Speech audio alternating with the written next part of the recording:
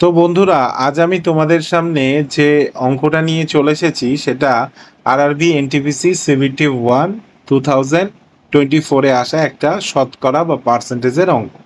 চলো অঙ্কটা কি বলেছে আমরা দেখি। বলেছে যদি একটি পরিবারের দ্বারা মুদি দ্রব্যের দাম 25% বৃদ্ধি পায় তাহলে ওই দ্রব্যগুলির ব্যয় অপরিবর্তিত রাখার জন্য এর ব্যবহার কত শতাংশ কমাতে হবে। তো এই ক্ষেত্রে, এই অঙ্কর ক্ষেত্রে একটা জিনিস তোমাদের আমি শর্ট মেথড বলে রাখি। যদি 25% দাম বৃদ্ধি বলেছে না, কিন্তু আমাদের খরচ কমাতে হবে যখনই বলবে, তখন চোখ বন্ধ করে 20% অ্যান্সার মেরে আসবে, তোমাদের অ্যান্সার একদম নির্ভুল হবে এবং সঠিক হবে।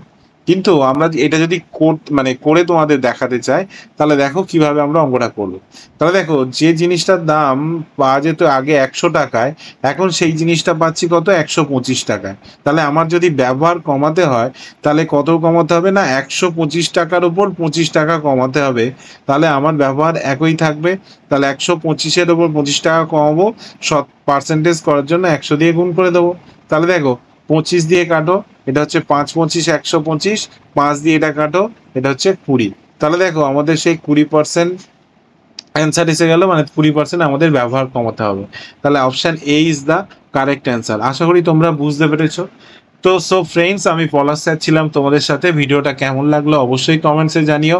যারা আমার এই মুহূর্তে ফেসবুক পেজে আছো তারা আমার পেজটাকে লাইক করে দিও। চ্যানেলে নতুন হলে চ্যানেলটাকে সাবস্ক্রাইব করে দিও। অলরেডি যারা আমার চ্যানেলটাকে সাবস্ক্রাইব করে দিয়েছো তাদেরকে অসংখ্য ধন্যবাদ। তো দেখা হচ্ছে একটা নতুন দিনে একটা নতুন ভিডিওতে। ভালো থাকো আর সবাইকে ভালো রেখো। Thank you.